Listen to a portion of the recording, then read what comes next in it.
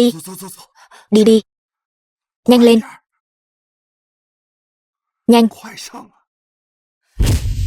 Tình huống gì thế này? Tổ sản xuất chương trình này rốt cuộc muốn Tống Bình, Triệu Phú dở trò gì thế này? Cái này coi như là sự cố phát sóng nhỉ?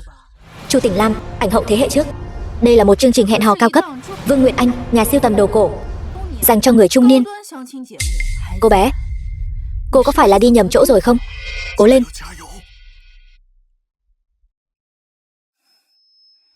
Xin chào mọi người, tôi tên là Triệu Uyển. Hôm nay, tôi đến đây để hẹn hò thay cho bố tôi. Mặc dù ông ấy là một người bình thường, nhưng ông ấy cần cù lương thiện. Hơn nữa cả đời sống chân thật. Tôi hy vọng mọi người có thể cho ông ấy một cơ hội. Nông thôn hoang dã. Sao tự nhiên lại tắt máy thế này? Đều là do con đường tồi tệ này. Chỉ huy đã ra mệnh lệnh thép, phải đưa đồ đến đúng giờ, tận tay của chuyên gia hàng đầu. Viện nghiên cứu khoa học chậm trễ thời gian là chuyện cực kỳ lớn. Một nơi hẻo lánh thế này có thể có chuyên gia hàng đầu sao? Tôi nghĩ chỉ huy có nhầm lẫn không? Không thể nào. Chàng trai trẻ, chiếc xe này các cậu làm thế này. Triệu Thụ Tường, thủ trưởng Nam Chủ Đại Hạ, là không sửa được đâu. Ông hiểu biết nhiều thật đấy. Chiếc xe quân sự này chẳng lẽ ông cũng biết sửa sao? Vừa hay tôi quả thật biết sửa chiếc xe này. Chiếc xe này là do tôi thiết kế, chắc là không có vấn đề gì lớn.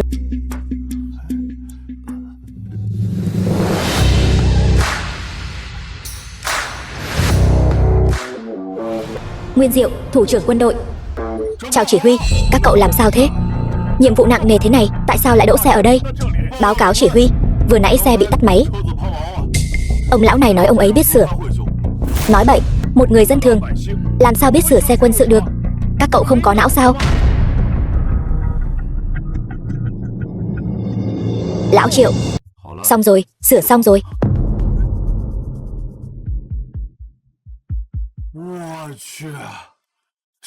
Ông lão này vậy mà thật sự đã sửa xong xe rồi. Mà đó còn là chiếc xe quân sự mới nhất được phát triển. Nguyên Diệu, cậu nhóc mấy năm không gặp cậu đã làm nên trò trống rồi đấy. Lái loại xe này ra ngoài. Ông lão, hãy tôn trọng cấp trên của chúng tôi một chút. Im miệng. Hai người các cậu đúng là không có chút tình ý nào cả, lại để lão Triệu tự tay sửa xe. Các cậu có biết ông ấy là ai không? Lão Triệu, ông ấy chính là đại lão của phòng nghiên cứu khoa học. Cô Triệu đây là vị khách mời được chúng tôi sắp xếp tạm thời. Mặc dù cô ấy không có gia thế hiển hách, nhưng tấm lòng hiếu thảo của cô ấy khi tìm kiếm hạnh phúc cho bố mình là điều vô cùng quý giá. Tôi nghĩ mọi người nên cho cô ấy một cơ hội. Các bạn nghĩ sao? Quả thực nên cho cô con gái hiếu thảo này một cơ hội. Đúng vậy, cứ xem mãi mấy chương trình mai mối của các đại gia cũng chán rồi. Có gì đó khác biệt cũng khá thú vị. Cho cô ấy một cơ hội. Quý vị khách mời, khán giả đã đồng ý rồi. Không biết ý kiến của quý vị thế nào? Cô Tống, cô nghĩ sao? Con gái thay bố đi mai mối, đúng là chuyện lạ. Được thôi, vậy tôi muốn xem các vị rốt cuộc có thể làm ra cho gì. Cô Vương, cô Chu. Được rồi, tôi đồng ý. Vậy tôi cũng đồng ý. Được, vì ba vị khách mời nữ đều đã đồng ý rồi.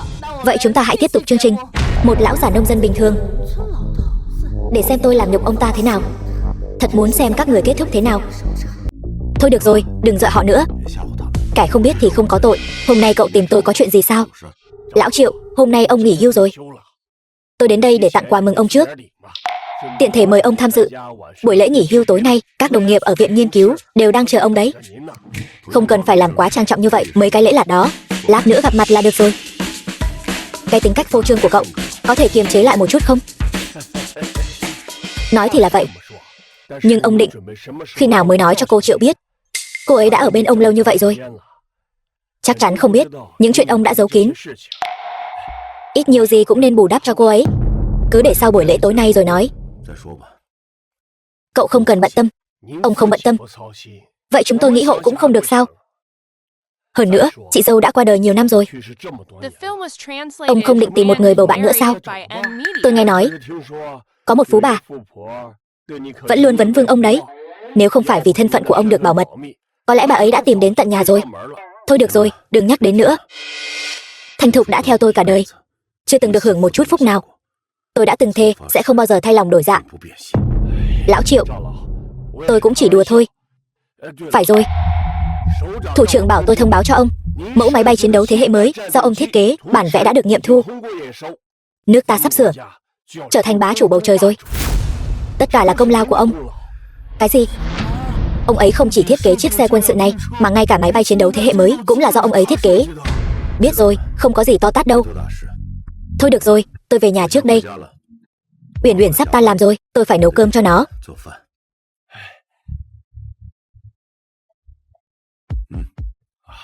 Quà của cấp trên. Quà của ông Triệu vẫn chưa gửi đi. Cái gì? Mau chóng mang quà đến đó đi. Nhưng đừng quá phô trương. Lão Triệu không thích người lạ đến nhà ông ấy. Đợi ông ấy ra ngoài rồi hãy mang vào. Vâng. Chương trình hẹn hò kiểu gì thế này? Ai cũng có thể tham gia. Càng ngày càng không có quy tắc gì cả. Vậy chúng ta hãy bước vào phần đầu tiên.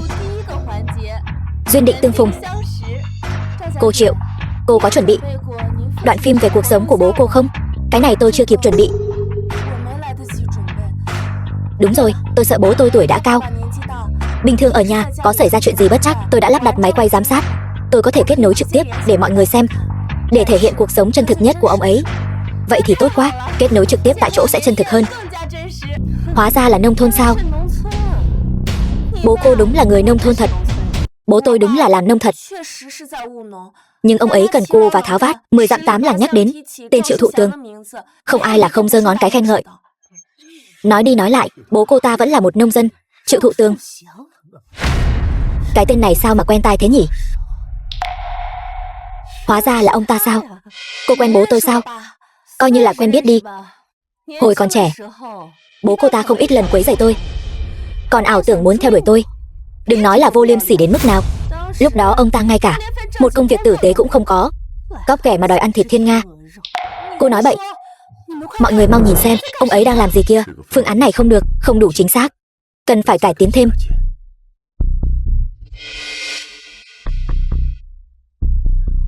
Bố tôi trước đây ở thị trấn từng làm giáo viên vật lý. Bây giờ ông ấy chắc đang giải bài tập vật lý. Giáo viên thị trấn thì cũng chẳng kiếm được bao nhiêu tiền đâu. Cô gái nhỏ, cô xem nhà cô đã rách nát thế này rồi, sao còn đến tham gia chương trình hẹn hò? Không phải đâu, nhà chúng tôi tuy không giàu có, nhưng bố tôi có lương hưu, mỗi tháng có thu nhập 3.000 đồng. Bình thường chúng tôi cũng ăn rau nhà tự trồng, cuộc sống cũng không quá khó khăn. 3.000 đồng. Chó nhà tôi một tháng còn tốn 200.000. Nhìn xem, ông ta mặc cái bộ quần áo rách nát kia, ngay cả làm rẻ lau chân cho tôi cũng không xứng. Không ổn lắm.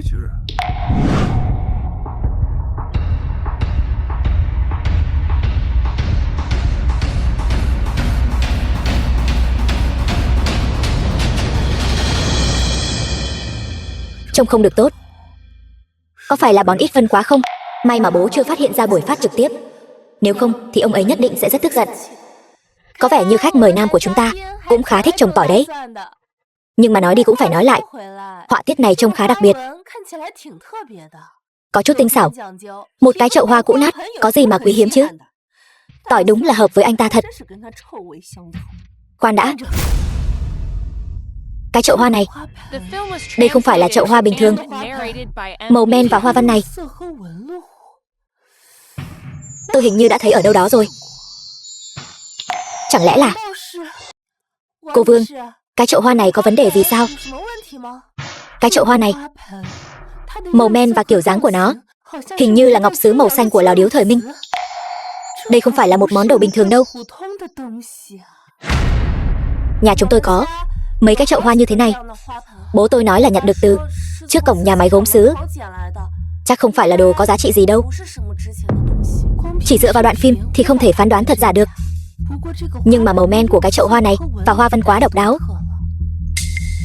Dạo này nghe nói chương trình Hải Giám Bảo nổi tiếng lắm. Vừa hay tôi rất thân với anh Hải, người đang đoạn phim ở đó, để anh ấy đến xem thử. Tìm ai cũng vô ích thôi. Chào mừng đến với phòng livestream thẩm định báu vật của anh Hải. Hôm nay chúng ta tiếp tục thẩm định báu vật cho mọi người. Anh Hải, người đang đoạn phim ở Hải Giám Bảo, xem chúng có phải là báu vật thật sự hay chỉ đáng giá một bữa ăn. Anh em, điện thoại của cô Vương thì mọi người hiểu rồi chứ. Cô Vương, lại có báu vật gì nữa sao? Để tôi giúp cô thẩm định xem sao. Tìm anh Hải cũng vô ích thôi.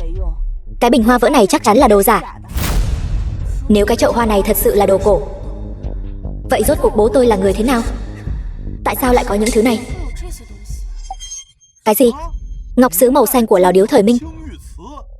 Đó là vật hiếm có đấy. Cô mau gửi một đoạn phim đi, tôi giúp cô xem thử. Nhìn từ màu men này thì rất độc đáo. Hoa văn cũng đặc biệt phù hợp với đặc trưng của gốm lò điếu thời Minh. Anh em ơi, cái này chuẩn quá rồi. Hàng cực chuẩn, đồ tốt. Khai môn. Không thể nào, đây chỉ là một cái chậu hoa vỡ nát. Làm sao có thể là đồ thật được? Xem đi, cái bình hoa vỡ nát này cũng mang ra. Cái này đến bụi cũng chưa lau sạch. Đúng là nghèo đến mức cái gì cũng mang ra trưng bày. Bố tôi tuy không giàu có, nhưng ông ấy không cần dựa vào vật chất để chứng minh bản thân. Cả đời ông ấy đều vì tôi và gia đình mà cố gắng. Cố gắng. Nếu cố gắng mà có ích thì gia đình đã không nghèo đến mức này rồi. Khoan đã, cái bình hoa kia, cái bình hoa này, màu men này, kiểu dáng này rất phù hợp với đặc trưng của gốm sứ ngự dụng thời Thanh Trung Kỳ đấy. Anh em ơi, cái này cũng chuẩn rồi. Quá chuẩn, cực kỳ chuẩn. Không thể nào, cái bình hoa vỡ này làm sao có thể là đồ ngự dụng được? Cái này, đồ của bố tôi chắc đều không đáng giá. Làm sao có thể? Không sai, cái này chính là gốm sứ ngự dụng thời Thanh Trung Kỳ. Với tình trạng này, ít nhất cũng phải đáng giá vài triệu. Quá chuẩn rồi. Đáng giá vài triệu sao? Không thể nào, thứ này chắc chắn là đồ giả. Làm sao ông ấy có thể có đồ cổ như thế này được? Rốt cuộc bố tôi còn bao nhiêu chuyện mà tôi không biết. Cô Triệu, những món đồ cổ trong nhà bố cô trông rất bất thường. Cô thật sự chưa từng tìm hiểu về nguồn gốc của những thứ này sao? Tôi không biết. Từ nhỏ đến lớn, tôi chỉ biết gia đình chúng tôi đều sống rất bình thường. Bố tôi cũng chưa bao giờ nhắc đến những thứ này. Tôi không biết những bảo vật này từ đâu mà có. Chuyện này đương nhiên cô không biết rồi.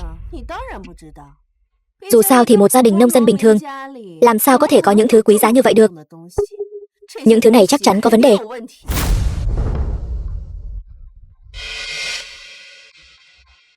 Cây bút này trông rất đặc biệt. Nếu tôi không nhìn nhầm thì đây hẳn là một phiên bản giới hạn của một thương hiệu bút máy lâu đời của châu Âu. Cây bút này trong Thế chiến thứ hai được cung cấp riêng cho các nhà ngoại giao quan trọng. Cây bút này rất hiếm, đặc biệt là ở trong nước, giá trị thị trường rất cao. Ước tính thận trọng,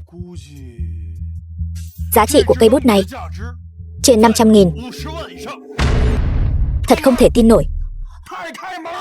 Ngay cả cây bút máy cũng đáng giá nhiều tiền như vậy. Gia đình này có lai lịch gì vậy? Tại sao bố tôi chưa bao giờ nói cho tôi biết những điều này? Tôi chưa bao giờ biết trong nhà có nhiều đồ vật giá trị như vậy.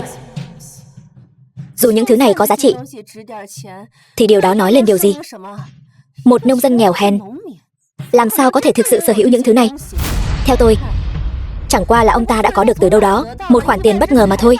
Những thứ này, cứ cái này nối tiếp cái kia được phát hiện. Hơn nữa mỗi món đều có giá trị rất cao. Nếu tất cả những thứ này là thật, thân phận của ông Triệu chắc chắn không hề đơn giản.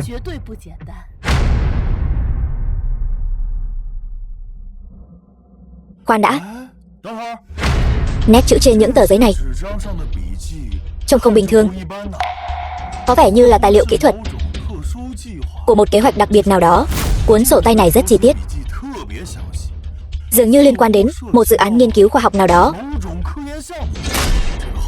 Những thứ này tôi chưa bao giờ nhìn thấy. Bố tôi rốt cuộc là ai? Tại sao ông ấy lại có những thứ này? Có vẻ như trong nhà ông Triệu thực sự có rất nhiều thứ mà chúng ta không ngờ tới. Cô Triệu, cô còn thấy những thứ gì khác không? Tôi chưa bao giờ thấy. Tôi luôn nghĩ rằng gia đình chúng tôi sống rất bình thường. Những thứ này không thể nào là thật hết được. Một nông dân bình thường, làm sao ông ta có thể sở hữu nhiều bảo vật như vậy? Rốt cuộc, ông ta lấy những thứ này từ đâu ra?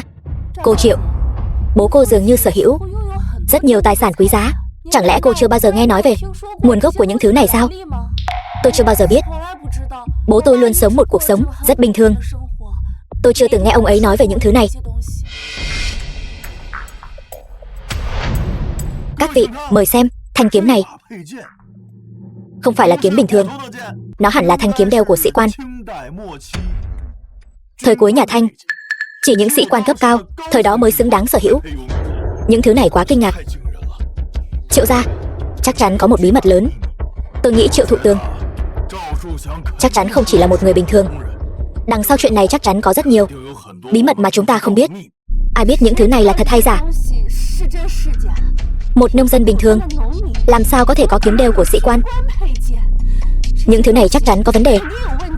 Chị Tống, anh Hải đã giám định nhiều thứ như vậy rồi. Chẳng lẽ chị vẫn cho rằng danh tính của ông Triệu có vấn đề gì sao? Cái này, đây là một huân chương danh dự kỹ thuật. Ở Đại Hạ chỉ những người có cấp độ đóng góp lớn mới có thể sở hữu huân chương này. Việc trao tặng huân chương này cực kỳ nghiêm ngặt. Nó đại diện cho danh dự cao quý nhất. Nếu ông Triệu sở hữu huân chương này thì thân phận của ông ấy chắc chắn không hề đơn giản. Cô Triệu, bố cô có từng đề cập đến quá khứ của ông ấy không? Bố tôi chưa bao giờ nói với tôi những chuyện này. Độ rõ nét của máy quay này có thể nhìn thấy cái gì chứ? Biết đâu bố cô ta đang diễn kịch thì sao? Trong căn phòng này toàn là đạo cụ quay phim. Trừ khi tự mình nhìn thấy. Nếu không tôi sẽ không tin đích thân đến Triệu gia. Điều này có lẽ có thể giải đáp mọi bí ẩn. Nhưng đến nhà người ta để kiểm tra có quá mạo phạm không? Bố tôi luôn rất kín tiếng. Ông ấy chưa bao giờ muốn người khác làm phiền. Chúng tôi thực sự cần xác nhận thêm một bước nữa. Nhưng đích thân đến tận nhà vẫn cần phải cân nhắc kỹ lưỡng. Trừ khi tôi tự mình đến xem.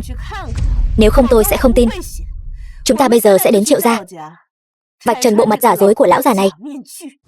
Tôi biết mọi người cảm thấy tò mò về những thứ này của bố tôi. Nhưng bố tôi chưa bao giờ muốn người khác làm phiền cuộc sống của ông ấy. Những thứ này của bố cô quá bất thường. Chẳng lẽ cô không muốn biết bí mật ẩn giấu đằng sau ông ấy sao? Kính thưa quý vị, sau khi giám định vật phẩm lần này, thân phận của ông Triệu thực sự rất bí ẩn. Không còn là vấn đề sưu tầm đơn thuần nữa, có thể liên quan đến một bối cảnh lịch sử sâu xa hơn. Tôi nghĩ cô Tống nói đúng. Bộ sưu tập của ông Triệu quá quý giá. Đích thân đến xem, điều này có lẽ là cách duy nhất để giải đáp bí ẩn. Cô Triệu, chúng tôi không muốn làm phiền bố cô, nhưng chúng tôi đều cảm thấy mọi chuyện đã đến nước này, sự thật phải được phơi bày. Được thôi, nếu các vị muốn đến nhà tôi, vậy tôi sẽ dẫn các vị đi.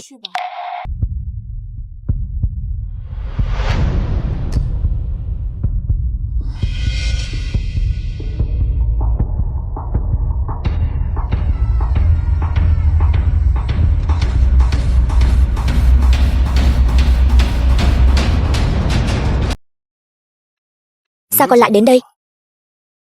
Đường Chi Hiểu, đệ tử Triệu Thụ Tường. 5 phút trước, Chi Hiểu, sao con lại đến đây? Sư phụ, con biết hôm nay là ngày giỗ của sư mẫu. Con nghĩ sư phụ nhất định sẽ đi tảo mộ, nên con cùng các bạn học đến đây. Muốn cùng sư phụ đi. Nhiều năm như vậy rồi, các con vẫn còn nhớ. Được rồi, vậy chúng ta cùng đi thôi. Linh hồn cô trên trời thấy các con như vậy cũng sẽ rất an lòng.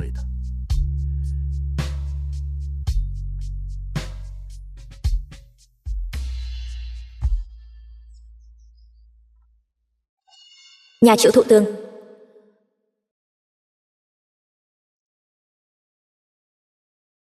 Kính thưa quý vị khán giả, chúng tôi hiện đã đến nhà của ông Triệu. Căn nhà nhỏ thế này, sao mà ở được chứ?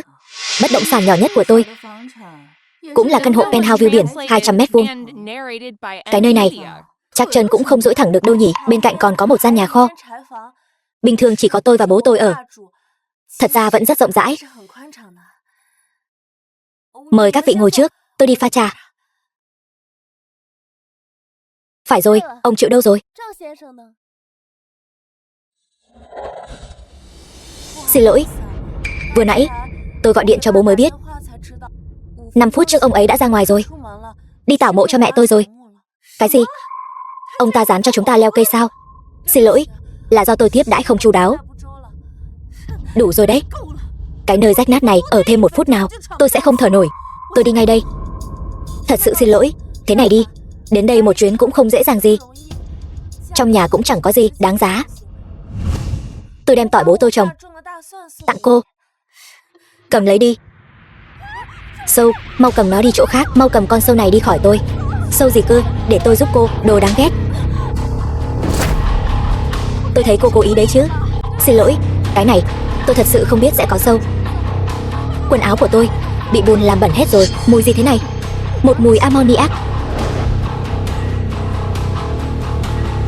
Xin lỗi, để tôi lau sạch cho cô. Cô cút đi. Cô lau thì có ích gì chứ? Thật kinh tởm. Có lẽ cũng không đơn giản.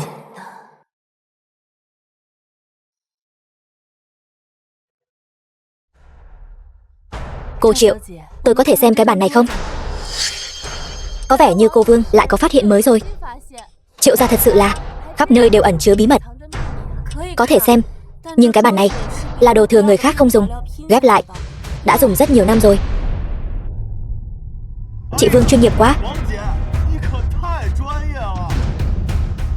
Cái bàn này thật sự không phải loại tầm thường đâu. Chị nhìn chân bàn kia chưa? Chân bàn. Tôi thấy vân gỗ này hơi lạ. Vân gỗ đó quả thực không đúng. Chị sờ kỹ xem, chắc chắn sẽ còn phát hiện ra thứ đặc biệt.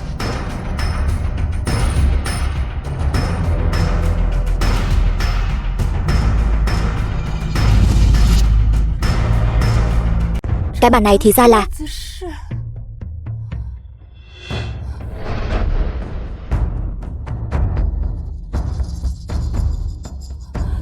cái này. Cái bàn này hóa ra là gỗ hoàng hoa lê đóng thành. Gỗ hoàng hoa lê, loại dù có vàng cũng khó tìm được. Đúng vậy, từ hoa văn, màu sắc, mùi hương của nó có thể thấy đây chính là gỗ hoàng hoa lê thật. Trước đây tôi từng dẫn chương trình thẩm định đồ cổ. Gỗ hoàng hoa lê này thật sự là bảo vật hiếm có trên đời. Đặc biệt là một cái bàn lớn như thế này. Đây đã là đồ cổ mà từ mấy trăm năm trước tổ tiên được ban thưởng mới có thể sở hữu. Thứ như thế này sao lại ở đây được chứ? Cô Triệu, tổ tiên nhà cô rốt cuộc có thân phận gì? Một món gia bảo như thế này thật sự không hề tầm thường đâu. Bố tôi chưa bao giờ nói với tôi về những chuyện này. Tôi cũng không biết. Cô Triệu, cái bàn gỗ hoàng hoa lê này giá thị trường ít nhất là 80 triệu. 80 triệu? Sao có thể chứ? Cái bàn này có ở đây từ khi tôi còn nhỏ. Sao lại đáng giá như vậy? Nhà tôi có một chuỗi vòng tay làm từ gỗ hoàng hoa lê, tôi đeo hàng ngày, tuyệt đối không thể nhìn nhầm. Cô Triệu, tôi sẵn lòng trả 80 triệu để mua chiếc bàn này. Không biết có thể nhượng lại không?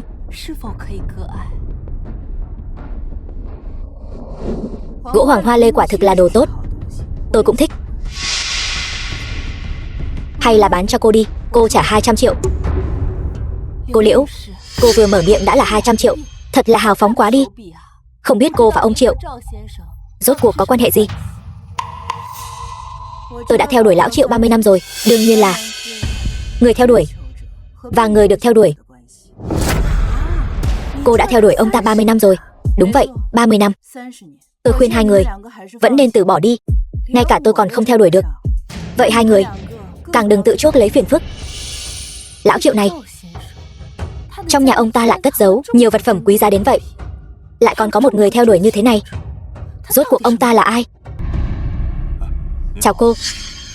Xin hỏi đây có phải Triệu gia không? Cút xa ra, không thấy tôi đang bận sao? Đồ nhà quê cũng dám bắt chuyện với tôi sao? Cô nói gì? Cô nói lại xem nào. Thưa cô, chúng tôi chỉ đến hỏi đường thôi, không phải muốn gây rắc rối cho cô. Nhưng nếu cô cứ như vậy, hung hăng quá đáng. Đừng trách tôi không khách sáo. Mắng cậu thì sao? Vốn dĩ bây giờ tâm trạng tôi đã không tốt rồi. Hai cái đồ nhà quê các người lại cứ muốn tự tìm đến. Bị đánh chẳng phải đáng đời sao? Cô có biết đánh người là phạm pháp không? Đừng tưởng chúng tôi không dám động vào cô. Thưa cô, nếu cô còn động thủ, tôi thật sự sẽ không khách sáo đâu. Phạm pháp. Các người chẳng qua chỉ là hai đô nhà quê hèn mọn mà cũng dám động vào tôi sao? Cho dù tôi có đánh các người thì các người làm gì được tôi chứ? Bên ngoài có chuyện gì vậy? Sao mà ồn ào thế?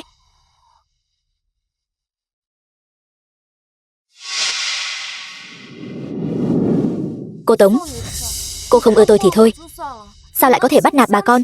Đây là nhà tôi, muốn nổi giận thì trút vào tôi đây này. Vị tiểu thư này, chúng tôi đến để tặng quà. Xin hỏi, đây có phải Triệu gia không? Đúng là Triệu gia rồi. Tặng quà? Tặng quà gì vậy? Không có gì, chỉ là trà bình thường thôi. Tặng cho ông Triệu. Tặng cho bố tôi. Đúng vậy. Vậy thì cảm ơn. Nhưng hôm nay ở nhà đang quay chương trình, xin lỗi đã tiếp đón không chu đáo các anh. Không sao đâu, chúng tôi chỉ đến để hoàn thành nhiệm vụ. Sau khi hoàn thành nhiệm vụ, chúng tôi sẽ đi ngay. Cô cứ đợi đấy. Làm phiền cô Triệu rồi. Hai người thật kỳ lạ. Họ trông có vẻ không giống người trong làng chút nào.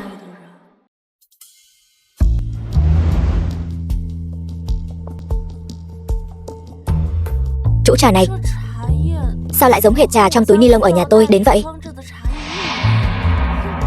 Trà đựng trong túi ni lông. Chỉ có mấy người nhà quê các người cũng xứng đáng uống trà sao? Tôi thấy e rằng các người ngay cả trà thật trông như thế nào cũng chưa từng thấy bao giờ phải không? Tôi thấy người chưa từng uống trà là cô thì có. Đây không phải loại trà bình thường mà cô nghĩ đâu, mà là loại đại hồng bào cây mẹ cực kỳ quý hiếm. Cô nói túi trà này là đại hồng bào cây mẹ sao? Đại hồng bào cây mẹ thật sự trên toàn thế giới chỉ có 6 cây, mọc trên vách đá treo leo của núi Võ Di ở Thiên Tâm Nham. Lượng hái mỗi năm cực kỳ hạn chế, được mệnh danh là vua trà. Cô nghĩ thứ này có phải là thứ có thể uống tùy tiện được sao? Uyển Uyển, bố con cũng thật là dùng túi ni lông đựng loại trà quý giá thế này. Con cũng không khuyên bố tử tế. Loại trà này là thứ bố con uống mỗi ngày. Trong nhà kho nhà con còn có cả một bao tải nữa. Một bao tải sao? Đại hồng bào cây mẹ này là loại có giá mà không có hàng trên thị trường. Nhà các người làm sao có thể có một bao tải thứ này chứ?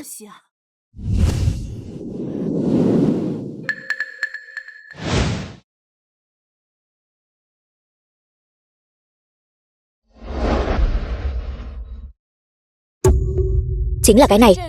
Bố tôi nói nhà không có chỗ để nên đều dùng bao tải để đựng. Quả không hổ danh là người đàn ông tôi đã theo đuổi suốt 30 năm. Nhưng bố con chỉ là một giáo viên làng thôi mà.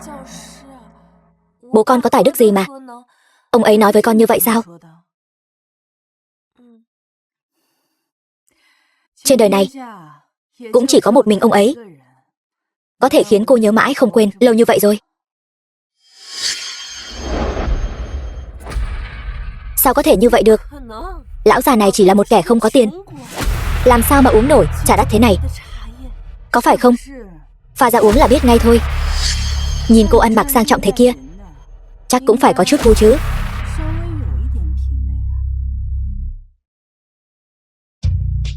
Không sai, đây đúng là trà đại hồng bào cây mẹ từ núi Võ Di. Cái đám người này hợp sức ăn hiếp mẹ, còn làm bẩn quần áo và giày của mẹ. Đây đều là hàng phiên bản giới hạn, mấy triệu đó. Công ty con có cả đống việc, vẫn phải dành thời gian giải quyết mớ hỗn độn này của mẹ. Tiếp tục tìm nơi ở của sư phụ tôi. Vừa tìm thấy chúng tôi sẽ đi ngay. Vâng.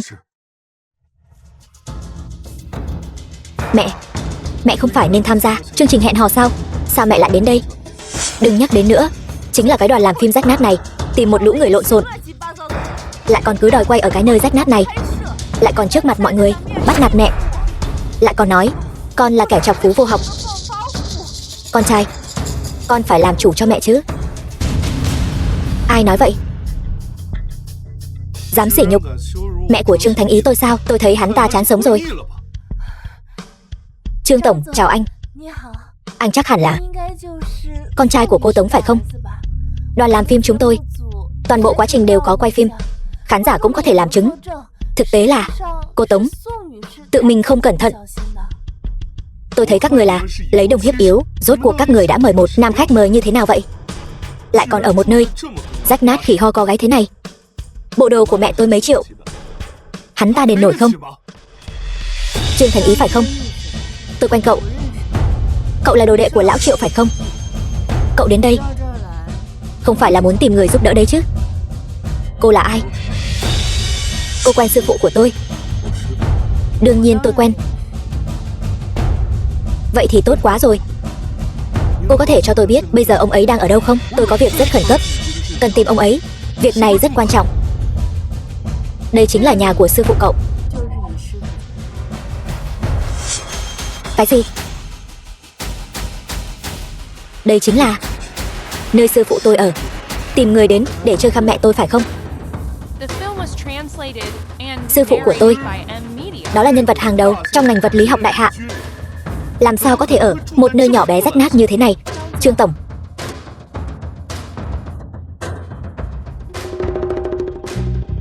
sư phụ của anh là ai?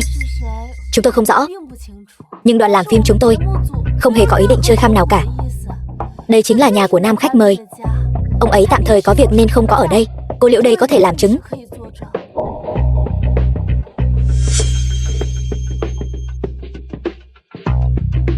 Cô Liễu.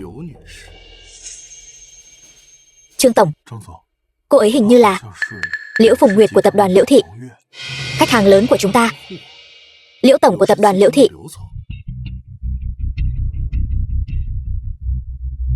Cô ấy lại là Liễu Phùng Nguyệt, người giàu nhất đại hạ. Thảo nào nhìn khí chất phi phàm như vậy. Cô xem kìa, đúng là cô ấy thật. Người giàu nhất sao lại xuất hiện ở đây? Lại còn tự xưng là bạn của khách mời nam. Vậy mà vừa nãy họ còn dám nói chuyện với Liễu tổng như vậy. Tập đoàn Liễu Thị có mấy ai dám chọc vào chứ? Tôi thấy lần này tiêu rồi. Sao cô ấy lại ở đây? Có nhầm lẫn gì không? Không sai, cô ấy và bức ảnh bị rò rỉ trên mạng nước ngoài trông giống hệt nhau. Cái gì? Người phụ nữ này chính là Liễu Phùng Nguyệt, nữ đại gia giàu nhất đại hạ. Cái gì? Cô ấy là nữ đại gia giàu nhất đại hạ. Cái gì? Bạn của ông Triệu lại là nữ đại gia giàu nhất đại hạ, cô Liễu Phùng Nguyệt. Điều này đối với chương trình của chúng ta thật là vinh dự quá. Cô Liễu, cô thật sự là người giàu nhất sao? Tại sao bố con chưa bao giờ nhắc đến? Đây là vì người giàu nhất thì sao chứ? Người giàu nhất thì có quyền coi thường người khác sao? Đúng vậy, tôi quả thật rất coi thường cô. Tuy nhiên, bây giờ con trai cô đã đến rồi, vậy thì dễ giải quyết rồi.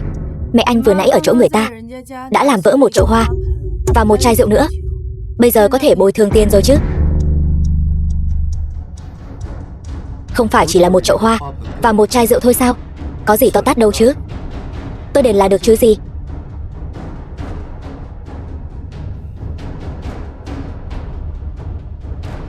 Cầm lấy đi. 100.000. Tôi biết đối với những người mà không có tiền như các người thì số tiền này không ít đâu nhỉ? Không sao đâu, cứ yên tâm cầm lấy. Số tiền này cứ coi như tôi làm từ thiện, tùy tiện đưa ra 100.000. Xem ra cậu con trai này cũng còn biết điều đấy.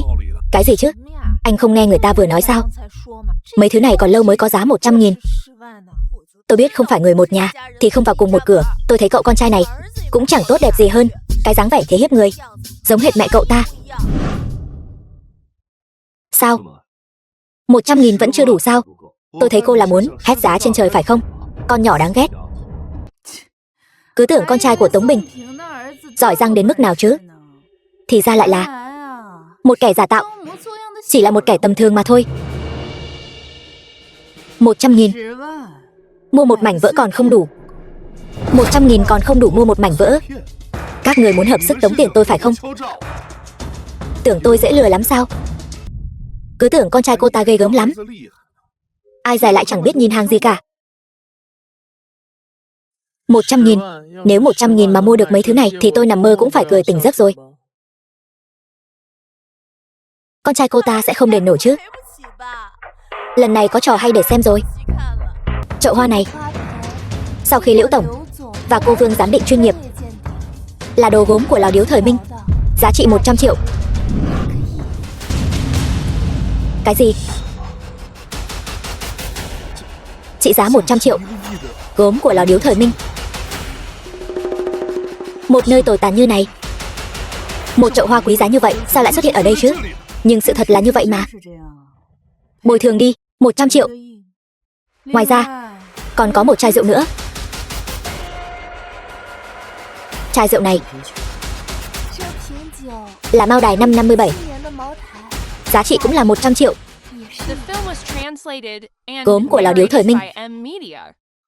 Mao Đài năm 57. Mẹ đã làm những gì vậy? Con, nhà họ quá bừa bộn.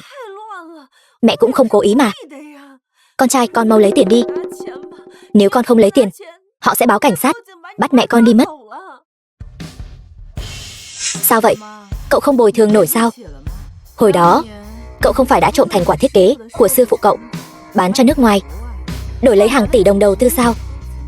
Sao bây giờ, ngay cả 200 triệu cũng không lấy ra được? Chẳng lẽ công ty của cậu gặp vấn đề sao? Cái gì? Con trai của Tống Bình này còn đem nghiên cứu quan trọng bán cho người nước ngoài. Quả thật quá vô liêm sỉ. Sư phụ của cậu ta rốt cuộc là ai vậy? Không phải là vị khách mời nam này chứ? Nếu là thật, vậy thì việc này của cậu ta và bán nước có gì khác nhau chứ? Con trai, lời cô ấy nói không phải là thật chứ? Câm miệng đi đồ đàn bà phá gia chi tử.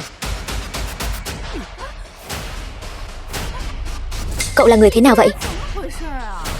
Có tức giận cũng không thể trút giận vào thùng rác chứ? Sao vậy? Cái thùng rác này cũng được làm bằng vàng sao? Không sao đâu, tôi sẽ dọn dẹp.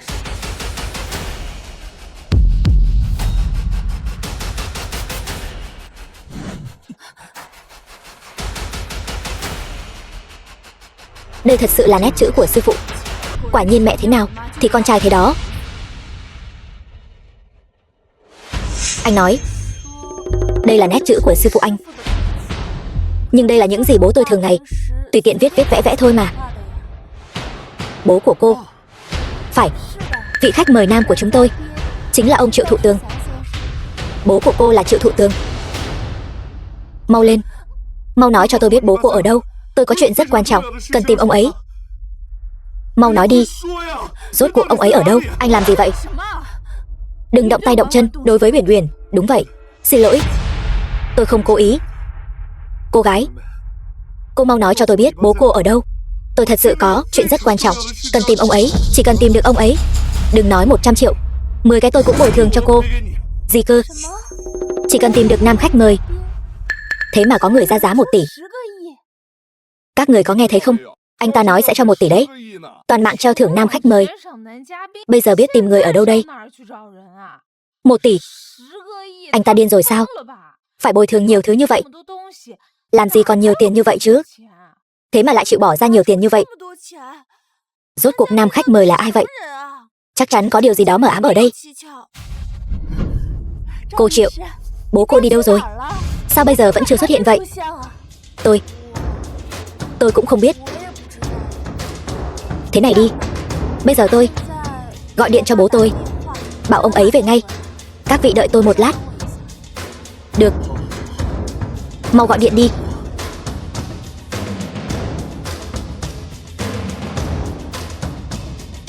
Bố ơi, bố đang ở đâu vậy? Triệu gia của con đời đời đều có anh tài. Dưới có những y sĩ cứu người chữa bệnh, trên có những liệt sĩ hy sinh vì nước. Thế nhưng đến đời con, chỉ còn lại mỗi Uyển Uyển là hậu bối duy nhất này.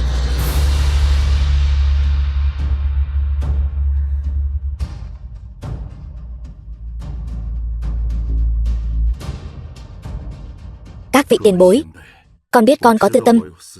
Uyển Uyển từ nhỏ đã theo con, trốn đông trốn tây, đã chịu đủ khổ rồi. Bây giờ, con chỉ hy vọng con bé có thể bình an hạnh phúc, đừng như con sống cuộc đời phiêu bạt nữa.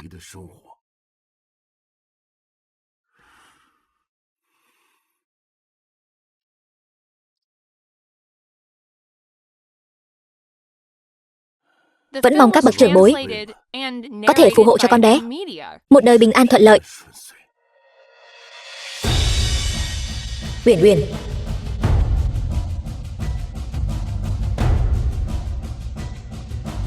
Alo Uyển Uyển. Bố em bây giờ đang có chút việc, bận đấy. Lát nữa nói chuyện sau nhé.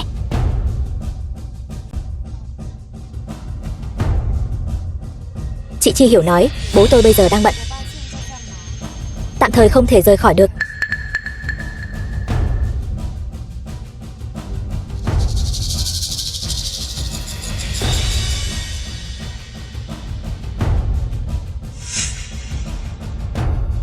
Không được, không kịp rồi.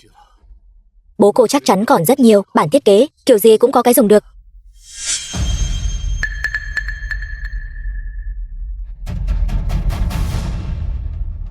Phòng ngủ của sư phụ nhất định có thể tìm thấy vài thứ. Bố tôi ghét nhất người khác vào phòng ông ấy.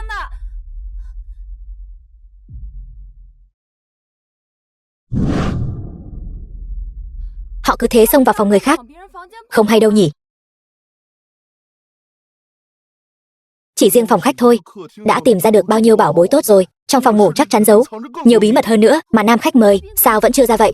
Sắp lên sóng rồi đấy. Đừng bận tâm nữa, đây đã không còn là chương trình hẹn hò bình thường nữa rồi. Chúng ta mau xem đi. Chắc chắn đều là do ekip chương trình sắp xếp để đại gia giả làm nông dân.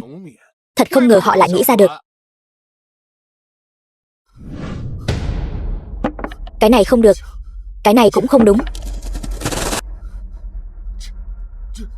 Đừng lục lọi lung tung.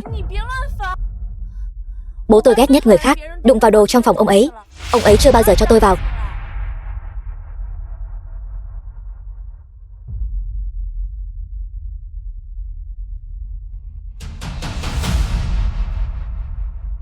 Đây không phải là bức chân dung của Thanh Thục sao? Cái bức chân dung này hình như là của Tề Thanh Thục, thiên hậu kết hôn bí mật 30 năm trước. Không ngờ nam khách mời của chúng ta lại là một fan hâm mộ cuồng nhiệt. Thanh Thục, chúng tôi từng là những người bạn tốt nhất của nhau. 30 năm trước, khi cô ấy nổi tiếng nhất, lại kiên quyết rút khỏi làng giải trí, chúng tôi đã cãi nhau một trận lớn, từ đó mất liên lạc. Nhưng bức tranh của cô ấy sao lại xuất hiện ở đây chứ? Bức chân dung này dường như là tác phẩm của bậc thầy hội họa sơn dầu người Anh, ông Kiêu. Nhiều năm trước đã được một người mua ẩn danh mua lại với giá cao. Nhưng rõ ràng đây là bức chân dung của mẹ tôi mà. Chưa từng nghe nói có thiên hậu nào cả. Chẳng lẽ bố tôi lại lừa tôi sao? Năm đó bức tranh này đã được bán với cái giá trên trời là 1 tỷ. Người mua đó đã cạnh tranh với tôi rất lâu. Bây giờ sao lại xuất hiện ở đây? Tề Thanh Thục năm đó rút khỏi làng giải trí, khiến cho bức chân dung của cô ấy cũng theo đó mà tăng giá. Đại ca, cô Triệu đây nói đây là bức chân dung của mẹ cô ấy. Không thể nào đâu nhỉ? Cô biết gì mà nói chứ? Bọn họ chắc chắn đang tạo chiêu trò. Tề Thanh Thục từ lâu đã là một ngôi sao tầm cỡ quốc bảo rồi, sao có thể là mẹ của cô ấy được chứ? Thời buổi này, ekip chương trình cũng quá giỏi bày trò rồi, chẳng qua là vì độ hot của livestream thôi.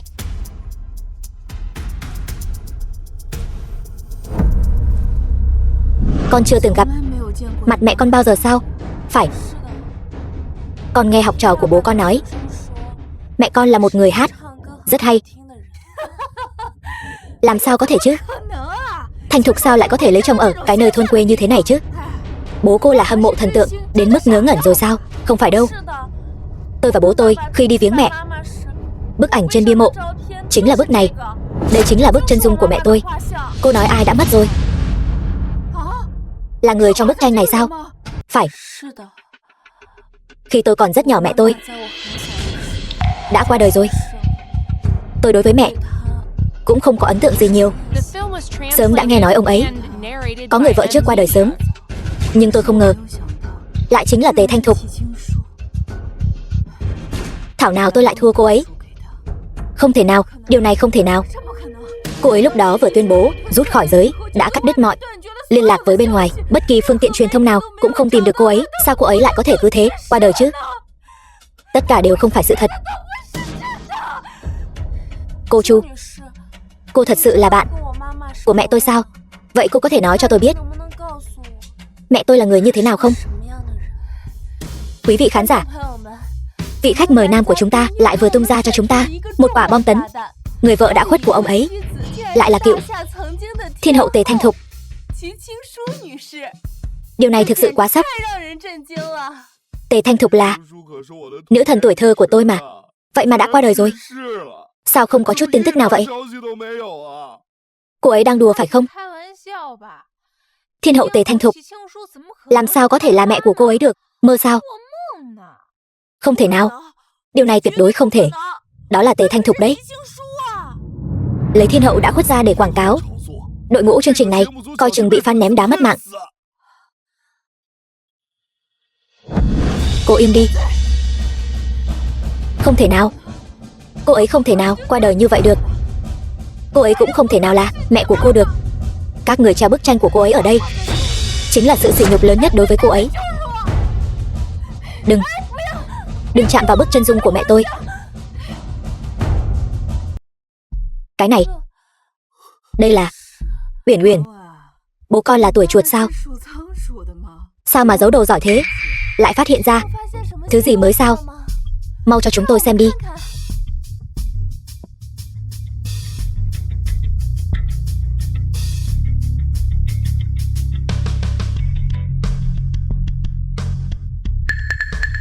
Những thứ này là gì vậy?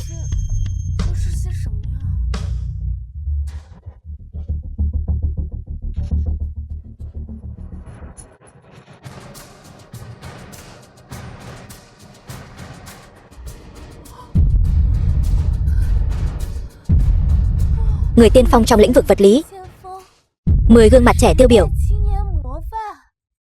người sáng lập công nghệ tiên tiến,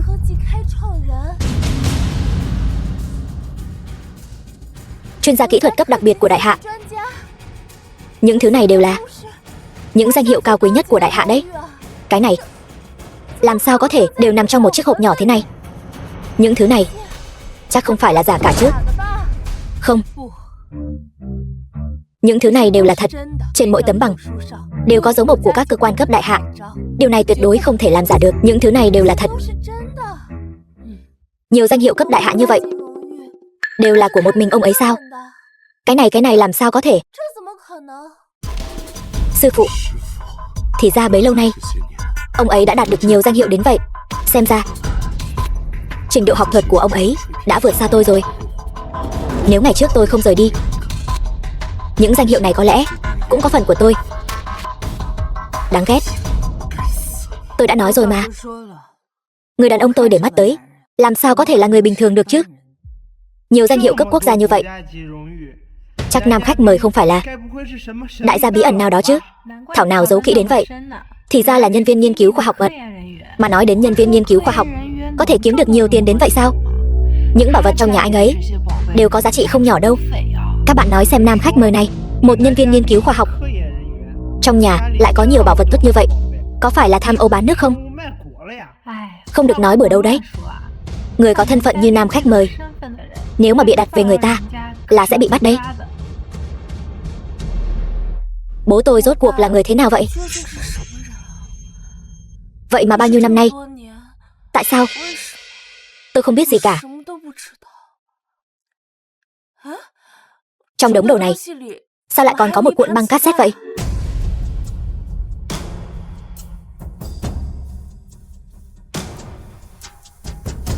Trên đó viết dành cho Uyển Uyển. Chắc là lão Triệu để lại cho con đó. Nghe thử xem.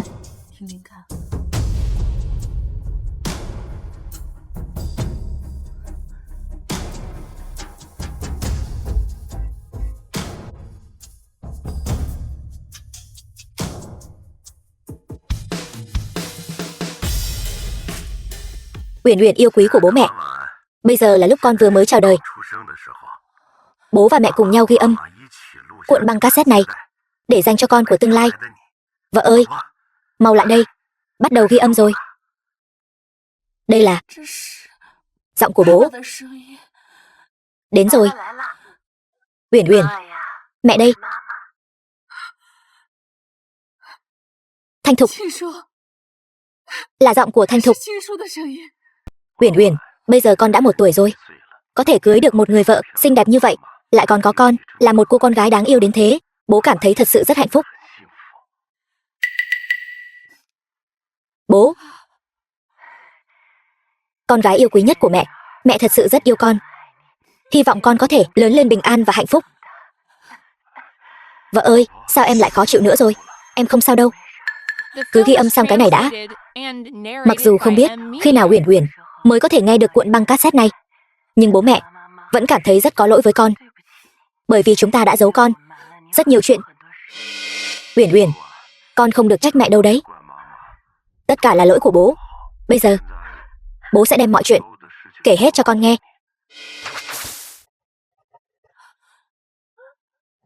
Chuyện gì vậy?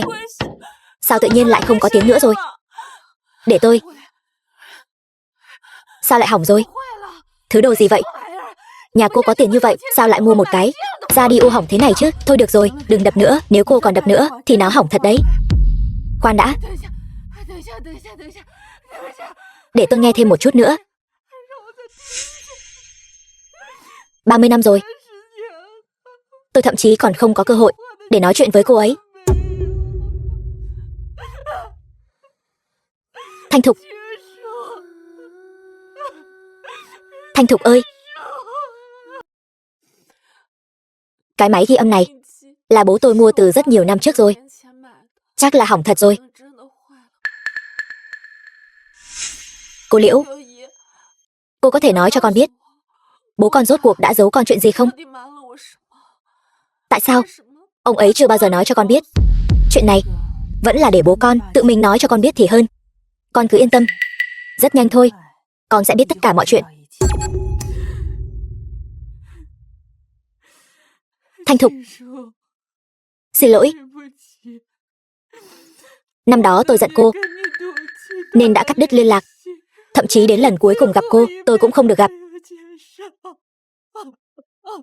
Xin lỗi. Xin lỗi mà.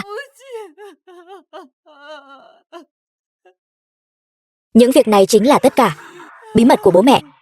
Cuối cùng, mẹ hát cho Uyển Uyển nghe một bài nữa, được không? Trùng Nhi Phi. Trùng Nhi Phi ơi. Tôi nhớ ra rồi.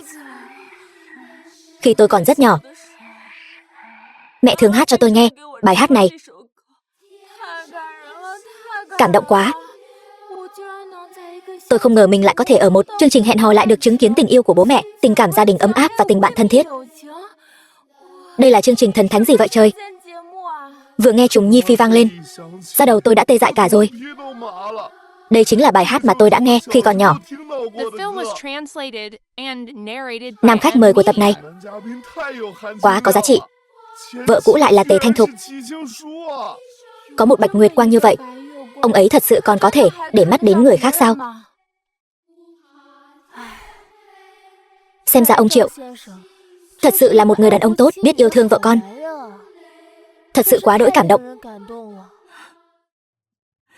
Cô Triệu, tôi muốn hỏi cô, khi Thanh Thục ra đi lúc đó, là chuyện gì đã xảy ra? Bố tôi nói là ung thư phổi.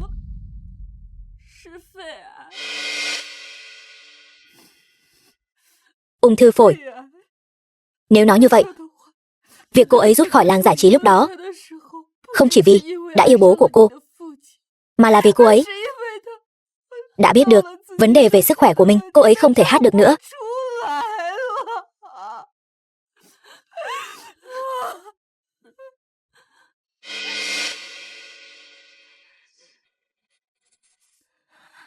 Xin lỗi.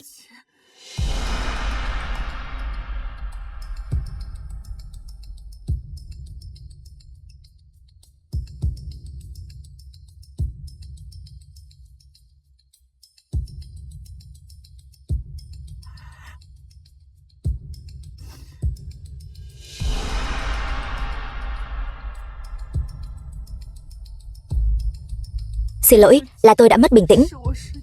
Uyển Uyển, tôi phải nói lời xin lỗi với bố của cô. Ông ấy là một người tốt. Cô Chu, cô là bạn của mẹ tôi. Tôi tin rằng năm đó mẹ tôi cũng không cố ý giấu giếm cô đâu.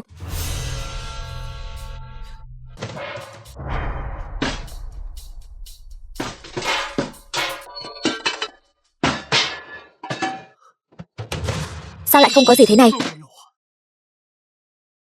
Tôi cần những bản thiết kế đó. Chúng để ở đâu hết rồi? Không đúng. Tất cả đều không đúng. Những thứ này đều không phải thứ tôi muốn. Con trai rốt cuộc bị sao vậy? Đã xảy ra chuyện gì thế? Mẹ, nếu con không lấy được bản thiết kế đã được sư phụ con cải tiến, công ty của con sẽ tiêu đời. Mẹ cũng không ngờ tới điều này. Việc tùy tiện đến một nơi thôn quê thế này lại chính là nhà của sư phụ con. Giờ thì lại còn đắc tội với người ta nữa.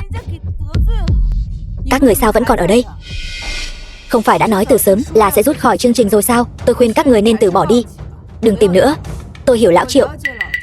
Ông ấy tuyệt đối sẽ không để bí mật cốt lõi ở nhà đâu. Vậy ông ấy để đồ ở đâu? Cô biết đúng không? Nói cho tôi biết mau. Đương nhiên là để trong đầu rồi.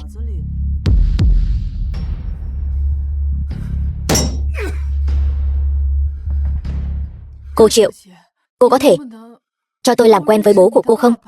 Tôi muốn biết khoảng thời gian cuối cùng của mẹ cô như thế nào. Tôi cũng muốn trò chuyện thêm với ông Triệu về những bộ sưu tập trong nhà này. Tin rằng điều kiện của tôi, ông Triệu nhất định sẽ hài lòng. Cô Triệu, tôi sẵn lòng đích thân xin lỗi bố cô. Chỉ cần cô chịu giúp con trai tôi cái gì cũng nguyện làm. Thấy chưa? Ba nữ khách mời đều đổi sắc mặt rồi. Cảm giác như nam khách mời hoàn toàn không coi trọng họ. Liễu tổng đã theo đuổi ông ấy lâu như vậy rồi mà vẫn chưa theo đuổi được. Tôi thấy khó nói. Khi nào thì đến phần tiếp theo vậy? Tôi đợi không nổi rồi. Vì mọi người đều mong chờ sự xuất hiện của ông Triệu như vậy, vậy chương trình của chúng ta sẽ bước vào phần cuối cùng, quyết định tình yêu cuối cùng. Uyển Uyển, nói thật đi, chương trình hẹn hò này có phải con đã lén lút đăng ký cho bố con không? Là người của ekip chương trình nói rằng chỉ cần con có thể cứu vãn tình thế thì sẽ được chuyển thành nhân viên chính thức, lại còn được cho 2.000 đồng. 2.000 đồng? Con liền bán đứng bố con rồi. Con còn không bằng bán thẳng cho cô đi. Không ngờ đấy, ông Triệu từ quê ra này lại là một đại gia ẩn danh. Ai mà ngờ được chứ. Ban đầu là một chương trình hẹn hò bình thường, xem mãi rồi thành phim trinh thám luôn. Thú vị quá.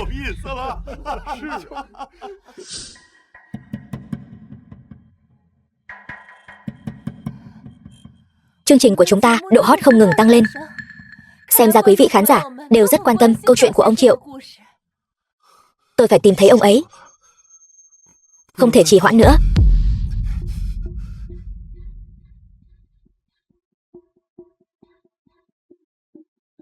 Bố.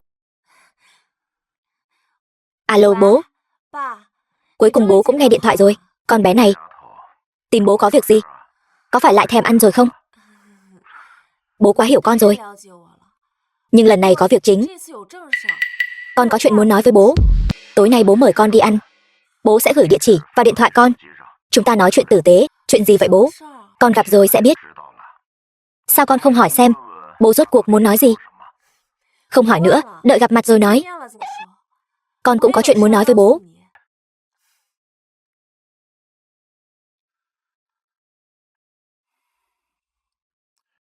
Triệu gia ta đời đời vì nước mà cống hiến. Dưới có y giả cứu người chữa bệnh, trên có liệt sĩ hy sinh vì nước. Thế nhưng đến đời ta chỉ còn lại Uyển Uyển, hậu bối duy nhất này. Trước đây trong mắt ta, con bé chỉ là một đứa nhóc, có chuyện gì cũng nói với bố.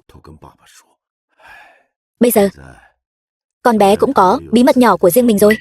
Chẳng phải sư phụ cũng đã ẩn danh hơn nửa đời người sao? Sao lại không để Uyển Uyển có bí mật nhỏ của riêng mình chứ? Con gái lớn rồi thì phải đi thôi. Uyển Uyển cũng nên có con đường riêng để đi. Chỉ là lòng tôi đây vẫn không thể yên tâm được. Mấy chục năm rồi, tôi chưa từng mong cầu công danh lợi lộc gì. Những năm đó, đất nước trăm bề hoang phế chờ khôi phục. Nghiên cứu khoa học chính là chiến trường của chúng tôi. Nghiên cứu không ngừng nghỉ ngày đêm đã đổi lấy sự an toàn và cường thịnh của đại hạng ngày hôm nay. Tôi không sợ khổ, không sợ mệt, chỉ muốn cho thế hệ sau một cuộc sống yên ổn. Những năm đó, tôi dẫn dắt đội ngũ từ không có gì đến phá vỡ sự phong tỏa quốc tế, từng bước đột phá trong các công nghệ then chốt, đã đổi lấy sự tự chủ trong phát triển ngày hôm nay. Chỉ là nhiều khi trong nhà ngay cả một thiết bị gia dụng tử tế cũng không có, nhưng thằng nhóc Nguyên Diệu đó luôn âm thầm mang đồ đến cho tôi. Cậu ấy nói, lãnh đạo cũ, ông phải hưởng phúc, toàn là cậu ta cố nhét cho tôi đấy. Những năm qua, cậu ấy luôn không chịu để chúng tôi sống quá túng thiếu. Cả đời sư phụ cống hiến cho đất nước, lại không mang đến lợi ích cá nhân.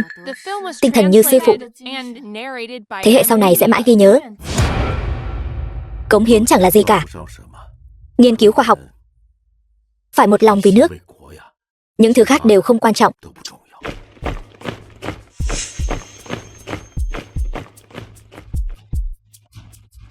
Đứng nghiêm, mời thủ trưởng trở về. Làm gì mà hoành tráng thế này? Thủ trưởng ra lệnh chúng tôi đến đón ngài. Làm rầm rộ thế này, lỡ dọa người khác thì sao? Mọi người cứ khiêm tốn một chút đi, đừng làm bà con sợ. Ngài đã khiêm tốn cả đời rồi, làm nổi bật một lần không được sao? Nói cũng phải, vậy thì tôi sẽ làm nổi bật một lần. Đi thôi. Vâng.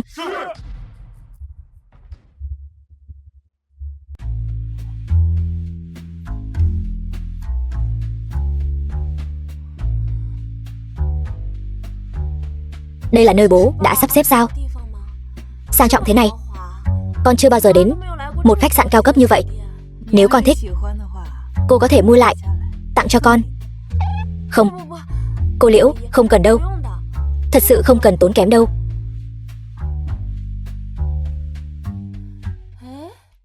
Ông Triệu sao vẫn chưa đến vậy? Chúng tôi đã chuẩn bị sẵn sàng để ghi hình rồi. Lúc này, không thể xảy ra sai sót được.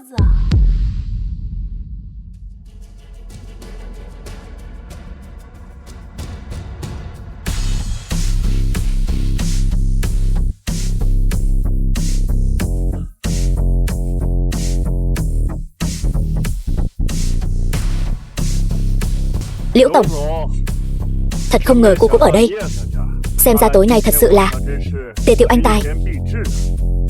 Nguyên Diệu, lâu rồi không gặp. Hôm nay sao anh cũng ở đây vậy? Hôm nay là lễ nghỉ hưu của lão Triệu, đương nhiên tôi không thể bỏ lỡ. Nhưng lạ thật, ông ấy cũng không mời cô mà. Ông ấy thật sự không liên lạc với tôi. Xem ra gã này giữ bí mật với tất cả mọi người. Vậy cô phải trông chừng ông ấy cho kỹ vào, đừng để ông ấy chạy mất nữa. Hay là cô cân nhắc tôi đi. Tôi còn hơn ông ấy, ở khoản biết chăm sóc người khác đấy. Anh thôi đi, coi chừng tôi nói chuyện này cho vợ anh biết đấy. Xem cô ấy xử lý anh thế nào. Đây chắc là Uyển Uyển rồi. Quả nhiên con gái giống bố mà. Giống hệt lão Triệu. Chú là ai? Hai anh là mấy anh giao trà. Thật ra chúng tôi chính là hai thằng nhóc thối này. Đúng là hai tên ngốc nghếch. Uyển Uyển, con năm nay bao nhiêu tuổi rồi? Đã có bạn trai chưa? Có muốn chú giới thiệu con trai chú cho con không? Nguyên Diệu, đừng có mà tơ tưởng con gái tôi.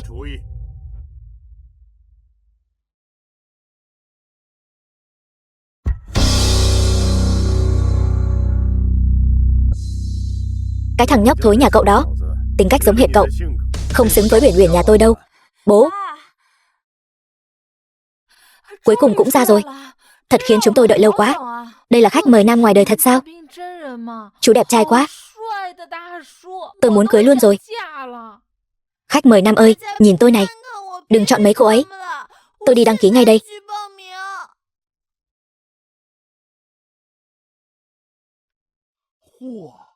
Thay bộ đồ khác, đúng là đẹp trai hơn hẳn.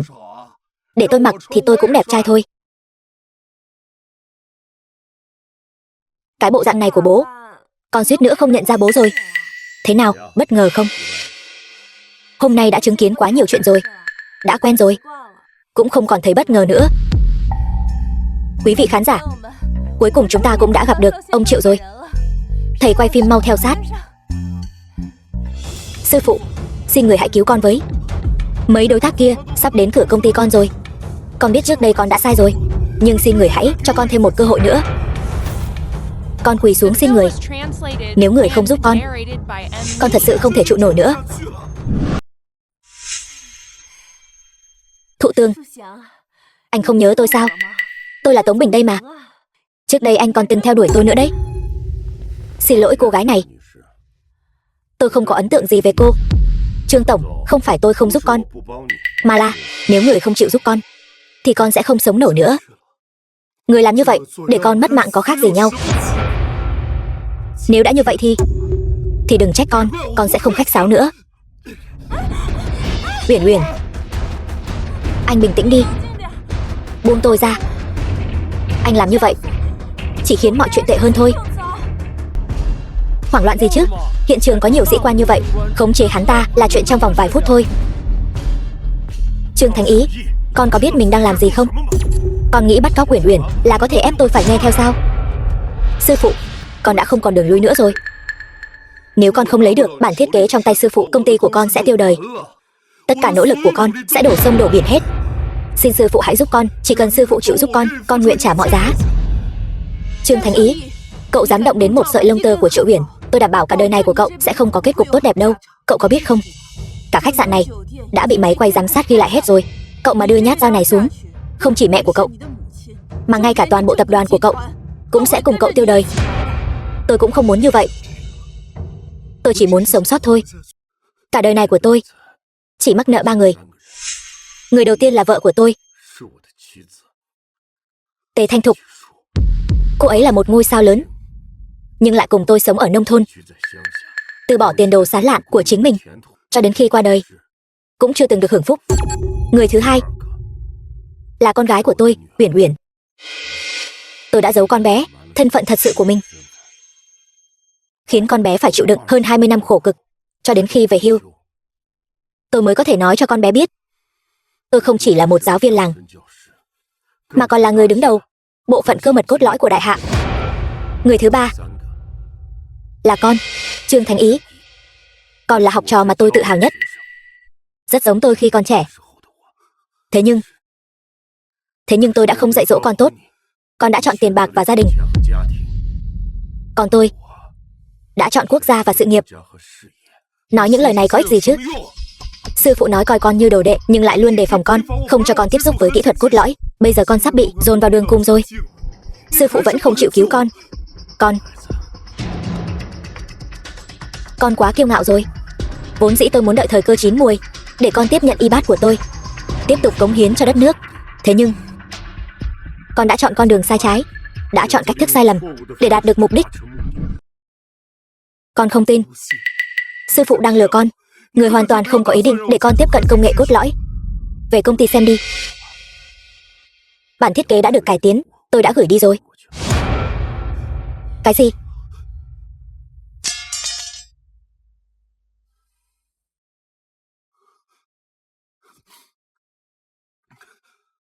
Alo, Trương Tổng, vấn đề đã được giải quyết rồi.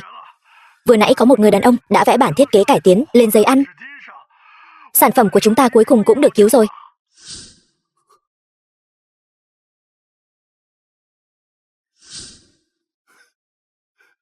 Thì ra người sai vẫn luôn là tôi.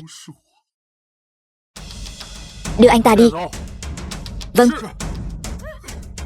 Con trai. Các người muốn đưa con trai tôi đi đâu? Các người không thể bắt nó. Con trai. Con không sao chứ? Uyển Uyển, con không sao đâu bố. Kính thưa quý vị khán giả, khách mời nam của chúng ta lại là thủ lĩnh của bộ phận cơ mật cốt lõi của đại hạ. Ông ấy đã cống hiến cả đời một cách thầm lặng cho đất nước. Điều này thực sự quá đáng kinh ngạc. Khách mời nam lại giỏi giang đến vậy, thật kín tiếng. Thảo nào ông ấy lại độc thân bấy nhiêu năm. Thì ra tất cả là vì đất nước và con gái. Giải tán thôi, mọi người hết cơ hội rồi. Khách mời nam cống hiến vì đất nước, thật đáng kính trọng. Lần này thì thật sự phải nể phục rồi. Kính nể bậc tiền bối. Chỉ là không biết ông ấy sẽ chọn ai. Thôi đi, làm gì có ai xứng với ông ấy chứ. Bố vẫn chưa hiểu rõ nữa. Những người này là ai vậy? Là con gái của anh, đã lén đăng ký cho anh tham gia chương trình hẹn hò. Anh là một thủ lĩnh lớn như vậy, tự mình tham gia chương trình mà lại không biết sao. Bố cũng đã giấu con cả đời rồi còn gì. Đây chẳng phải cũng có bí mật nhỏ của riêng mình sao? Uyển Uyển, con. Chào ông Triệu. Tôi là Vương Nguyệt Anh. Tôi là một nhà sưu tầm đồ cổ. Những món đồ quý giá mà gia đình ông sưu tầm thật sự khiến tôi mở mang tầm mắt. Chào ông Triệu. Tôi là Chu Tình Lam. Ông là người hùng của đại hạ chúng tôi. Tôi thực sự rất vinh dự khi được gặp ông. Sao? Tôi cũng phải tự giới thiệu sao? Triệu Thụ Tường, hôm nay anh có nhiều lựa chọn rồi đấy. Bố xem, không có ai vừa mắt bố sao?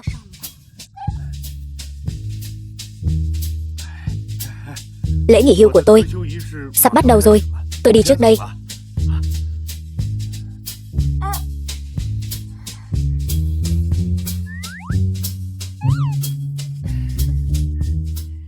Kính thưa quý vị khán giả thân mến, khách mời nam của chúng ta rốt cuộc sẽ chọn ai đây? Xin hãy tiếp tục theo dõi chương trình Tình Định Tịch Dương. Hẹn gặp lại ở tập tiếp theo.